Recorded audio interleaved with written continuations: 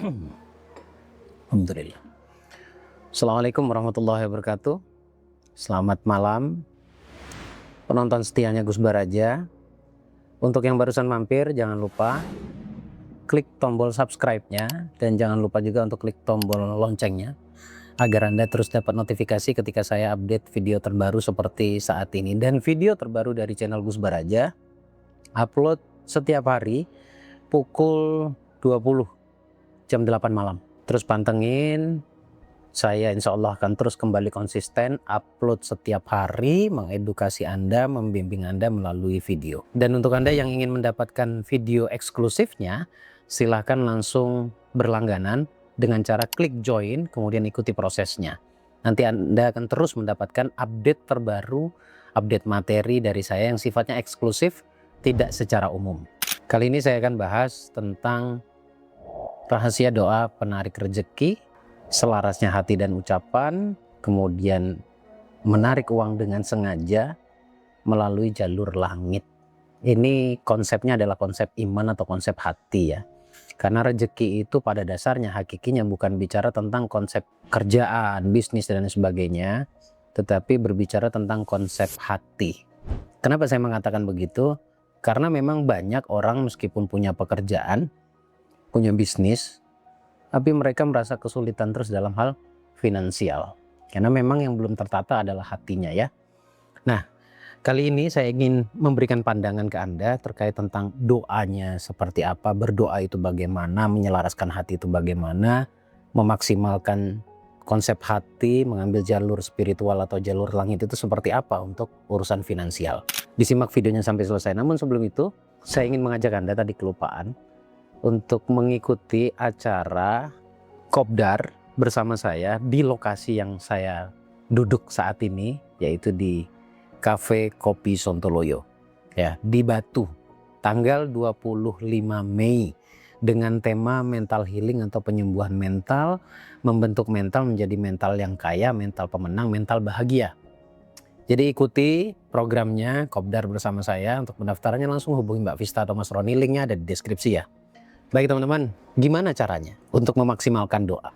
Bagaimana caranya memanfaatkan jalur langit?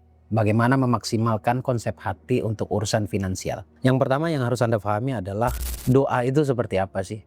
Doa yang bisa menjadi atau energinya doa itu menjadi energi spiritual, kemudian bisa mudah terhubung pada finansial itu seperti apa? Sekali lagi ini pemahaman yang harus masuk ke dalam hati Anda. Yaitu doa itu bukan sekedar ucapan saja, bukan sekedar ucapan lisan saja, melainkan energi spiritual yang terpancar dari dalam jiwa. Jadi kerjanya adalah kerjaan jiwa, kerjaan rasa, kerjaan hati. Karena yang terhubung pada alam ini adalah hati kita, jiwa kita atau perasaan kita.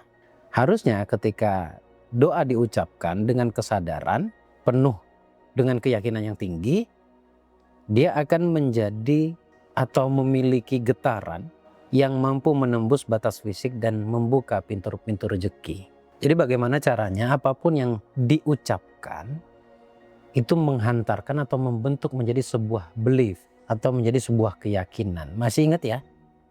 Rule kehidupan manusia tanpa terkecuali semuanya seperti itu. Bermula dari informasi. Nah, ini saya sedang menyampaikan informasi sebagai bahan pertimbangan renungan. Itu sebagai bahan perbandingan dengan dogma di masa lalu Anda. Ketika saya mengatakan atau saya memberikan predikat atau afirmasi kepada Anda bahwa Anda itu mudah sebenarnya untuk memaksimalkan rezeki atau mungkin memperbaiki rezeki Anda di masa depan. Ketika saya mengatakan mudah menjadi tolak ukur di perasaan Anda, apakah Anda believe, setuju atau tidak setuju. Ketika saya menyampaikan seperti itu namun hasilnya Anda tidak setuju, itu artinya ada dogma yang bertolak belakang dengan apa yang saya sampaikan. Nah, inilah akhirnya yang tidak menjadi energi positif. Maksudnya tidak menjadi energi positif adalah ketika sugesti positif atau afirmasi positif tadi yang saya berikan kepada Anda, kemudian Anda menolaknya, artinya ada juga di perasaan Anda sebuah keyakinan yang bertolak belakang. Nah, ketika terjadinya demikian berarti dengan kata lain ya, belief di bawah sadar Anda adalah belief kesulitan. Ya sulit cari uang. Artinya ketika Anda merasa atau percaya bahwa cari uang itu sulit atau mendapatkan uang itu sulit, ya udah yang terjadi adalah kesulitan gitu. Jadi itu poin pertama, sadari bahwa doa itu tidak hanya bicara lisan tetapi juga bicara tentang hati. Walaupun tetap ada kekuatannya ya, yang namanya kalam itu pasti ada energinya. Tapi bagaimana energi yang diucapkan dengan energi yang dirasakan itu sama atau selaras. Saya mau disclaimer dikit ya. Mohon maaf teman-teman, harap dimaklum kalau di setiap video yang saya buat saya selalu ada merokok. Karena satu, YouTube-nya tidak melarang. Kedua, ini kesenangan saya. Ketiga, istri saya tidak melarang. Oke, kita lanjut ya. Jadi saya kalau ada disclaimer begini berarti saya asik. Oke, yang kedua sekarang sudah saya jelaskan tentang bab doa tadi. Yang kedua adalah pentingnya ketenangan hati saat berdoa. Banyak orang yang ketika berdoa tuh gerusa-gerusu hatinya. Kayak berdoa membawa masalah gitu. Berdoa sih berdoa ya, pada standar definisi doa. Tetapi hatinya membawa masalah. Jadi gerusa-gerusu, tidak tenang, lebih ke arah panik. Akhirnya berdoa pun masih berangkat dengan keluh kesah gitu ya. Maka saat hati sedang gelisah, doa hilang dari kekuatannya. Atau doa itu sendiri kehilangan kekuatannya. Gelombang energi kita menjadi kacau. Tidak selaras sekali lagi. Dan tidak berenergi. Tidak memiliki energi keberlimpahan. Kalau kita artikan definisi standar berdoa itu dengan permintaan, saya rasa saya sepakat semuanya nih, sedunia ini. Pasti doanya positif dan baik. Nah, jika tidak selaras atau energinya bertolak belakang dengan doa Anda sendiri, maka yang ada hanyalah konflik batin saja. Maka ketenangan batin sebelum berdoa adalah syarat utama. Ya, ketenangan batin itu menjadi syarat utama yang bisa Anda raih, bisa Anda dapatkan dengan cara menyadari nafas dulu. Nafasnya diperlambat.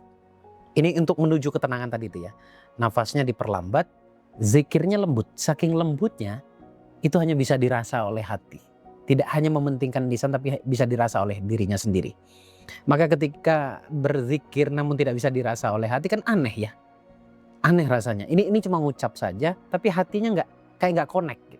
Tidak terhubung, tidak merasakan apa yang dizikirkan. Ya, saya sudah jelaskan tentang bab zikir itu apa. Dari kacamata kesadaran itu seperti apa gitu ya.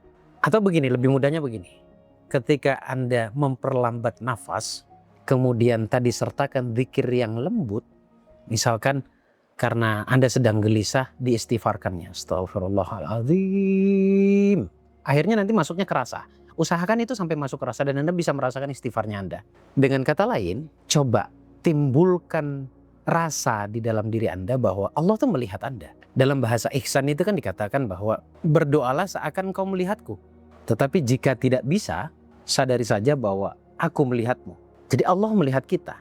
Kalau Anda mampu sampai di level atau dirasa bahwa Allah melihat Anda, pasti yang tadinya gelisah akan menjadi ketenangan. Karena sejatinya orang yang sedang gelisah atau tidak tenang, halus dia meninggalkan Allah dalam hatinya.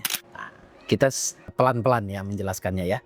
Jadi itulah pentingnya ketenangan hati saat berdoa. Kenapa? Ketika hati tenang, maka Anda mudah terhubung kepada apa yang Anda inginkan atau apa yang Anda panjatkan sebagai doa Anda. Itu yang kedua. Kemudian yang ketiga adalah keselarasan antara ucapan dan keyakinan hati. Artinya bagaimana Anda menyelaraskan pikiran dan hati. Bagaimana ketika mengucapkan atau memikirkan tetapi juga didukung atau didorong oleh hati yang yakin. Gimana sih hati yang yakin? Hati yang yakin itu begini. Perasaan Anda, hati Anda itu menyepakati apa yang diucapkan dan dipikirkan. Tidak ada penolakan di situ. Karena realitanya banyak orang yang minta rezeki, tapi di dalam hati itu berkata begini, mungkin nggak sih ini dikabulkan? Bisa nggak ya saya mendapatkan apa yang saya inginkan? Nah, itulah gambaran bahwa hati dan ucapannya itu bertolak belakang. Sehingga ada bahasa dengan penyebutan tidak selaras atau tidak harmoni. Doa yang manjur adalah doa yang selaras total ya, antara ucapan, rasa atau emosi dan keyakinan. Selaras. Selaras itu harmoni, sama. Misalnya begini, doanya atau secara ucapannya, ya Allah beri aku rezeki. Ya Allah cukupkanlah rezekiku. Ya Allah limpahkanlah hidupku dengan rezeki yang halal barokah manfaat. Misalkan begitu. Maka emosinya atau rasanya, perasaannya adalah yang dimaksimalkan, yang dimunculkan adalah rasa penerimaan atau syukur yang seolah-olah itu diterima. Seolah-olah itu sudah ada dan sudah Anda terima. Lalu keyakinannya yang muncul adalah cepat atau lambat ini pasti terrealisasi, terwujud. Jadi tadi saya ulangi, ucapannya adalah, ya Allah cukupkanlah rezekiku, berikanlah aku rezeki dari jalan yang halal, barokah, manfaat. Emosi atau perasaannya yang muncul adalah rasa syukur yang seakan-akan doa Anda itu sudah diterima, sudah Anda terima. Bukan hanya dikabulkan tapi sudah Anda terima. Lalu kemudian keyakinannya adalah cepat atau lambat Allah pasti mewujudkan ini, merealitaskan ini. Nah, jadi bentuk dari keselarasan adalah kalau kita bicara finansial doanya, itu tadi ya, emosinya bagaimana, kemudian keyakinannya seperti apa. Oke, saya minta izin waktu break dulu, mungkin videonya akan dipotong karena masih adzan. Oke, sudah deh ya, kita sudah membahas sampai di poin ketiga. Lagi-lagi ini sebenarnya menggali kesadaran sampai benar-benar sadar gitu. Betapa luar biasanya, betapa istimewanya yang namanya manusia. Betapa luar biasanya Allah sertakan hati dan jiwa di dalam diri kita. Jadi Anda harus punya rasa di dalam hati Anda itu bahwa Anda adalah makhluk spesial ciptanya Allah. Nah, kita masuk ke poin keempat. Karena tadi saya singgung tentang ucapan, berarti ada hubungannya dengan afirmasi. Afirmasi ini kalau saya boleh sebut adalah dzikir. Karena afirmasi ini adalah sesuatu yang positif. Ucapan positif. Dzikir itu adalah ucapan positif sebagai bentuk atau cara kita mengingat Allah. Ya, contoh kalimat doa penarik rezeki itu seperti apa? Jadi doa yang kuat adalah doa yang mengandung afirmasi spiritual dan prasangka yang baik, husnudzon kepada Allah. Prasangka yang baik. Jadi tetap harus melahirkan atau berusaha sampai benar-benar sangkanya Anda itu jadi sangka yang positif. Bukan sangka yang lemah, tapi sangka yang kuat. Gitu ya. Nah, contoh kalimatnya nih. Ya Allah, aku tahu Engkau Maha Kaya dan aku pun tahu Engkau selalu membukakan pintu-pintu rezeki, termasuk pintu rezekiku. Dan aku bersyukur menerimanya dengan ikhlas. Saya ulangi ya. Ya Allah, aku tahu Engkau Maha Kaya. Aku yakin Engkau sedang membukakan pintu rezeki yang besar untukku. Aku bersyukur dan menerimanya dengan ikhlas. Itu ditulis, nanti dibaca, dicermati, dirasakan. Ini bab rasa sekali lagi ya. Ucapkan dengan rasa dan seolah-olah sudah terkabul. Nanti poin terakhirnya masih terhubung dengan poin keempat yaitu tentang visualisasi. Tapi sebentar. Jadi ucapkan seakan-akan itu sudah terkabul. Ingat ya, poinnya bukan hanya tentang pengucapan atau tentang kalimat tadi yang Anda ucapkan atau yang Anda tulis. Tetapi poinnya bagaimana membentuk hati menjadi sesuai dengan apa yang Anda ucapkan. Seringkali, kerap sekali saya sampaikan bahwa tujuan dari afirmasi adalah membuat self-talk itu menjadi positif. Tapi bagaimanapun yang akan terhubung, yang menjadi penentu terhubung atau tidaknya pada alam semesta, atau penentu yang mana yang terhubung pada alam, pada doanya Anda, yaitu self-talk Anda atau kata hati Anda. Semakin jelas di sini. Sekarang, di poin terakhir, saya ingin membahas poin terpenting, yaitu teknik memperkuat doa dengan visualisasi dan zikir. Visualisasi dulu saya definisikan, saya berikan pengertian supaya Anda mudah menangkapnya. Visualisasi adalah membayangkan doa seakan-akan atau sudah terkabul. Bukan seakan-akan ya. Membayangkan doa sudah terkabul. Oke lah, seakan-akan sudah terkabul, mungkin gitu ya. Gambaran konkretnya di pikiran itu seperti apa sudah ada dalam pikiran Anda.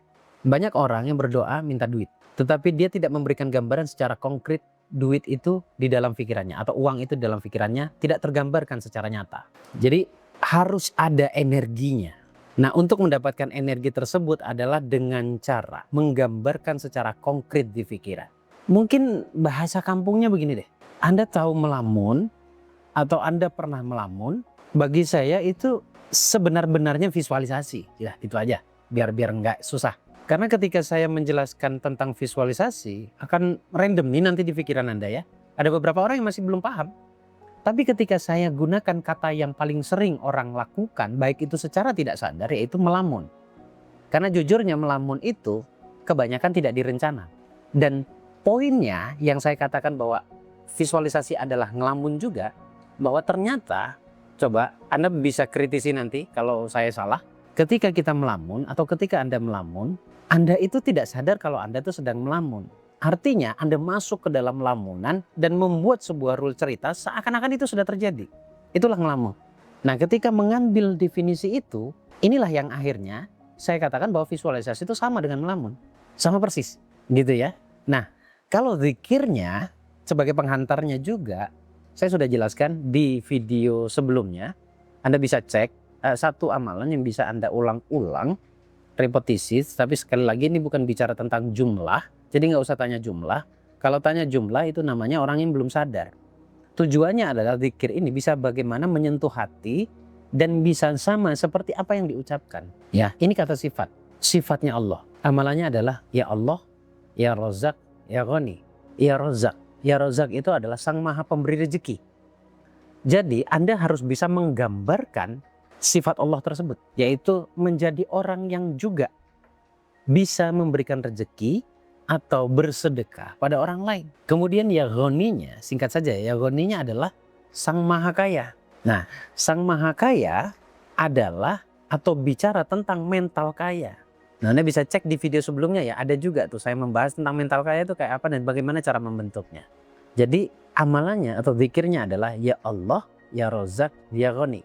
Itu sebagai penutup dari saya ya, lakukan sambil membayangkan. Sertakan zikir ini dalam bayangan Anda, dalam imajinasi Anda atau dalam lamunan Anda atau dalam visualisasinya Anda. Dan rasakan energi keberlimpahannya, berkecukupannya, damainya. Kemudian bagaimana Anda bisa merasakan yang namanya apa? Kebahagiaan. Jadi ada 5 poin yang harus Anda praktekkan. Semoga bermanfaat teman-teman. Sebelum saya tutup, saya kembali ingin mengingatkan Anda agar Anda bisa mengambil kesempatan untuk belajar bersama saya. Kita sama-sama belajar. Hadir di acara yang saya adakan yaitu di Kopdar Mental Healing dengan penyembuhan luka batin, nongkrong, ngobrol, kemudian ada materinya juga untuk penyembuhan mental agar bisa meraih kehidupan yang lebih baik di masa depan. Silakan segera daftarkan diri Anda. Untuk pendaftarannya langsung ke link yang ada di deskripsi. Nomornya bahkan nanti akan muncul juga di layar monitor Anda. Tanggal 25 Mei hari Minggu. Terima kasih teman-teman, semoga apa yang saya sampaikan bisa bermanfaat. Sampai ketemu di video berikutnya dengan pembahasan yang pasti akan jauh lebih seru dan lebih menarik. Terima kasih. Assalamualaikum warahmatullahi wabarakatuh.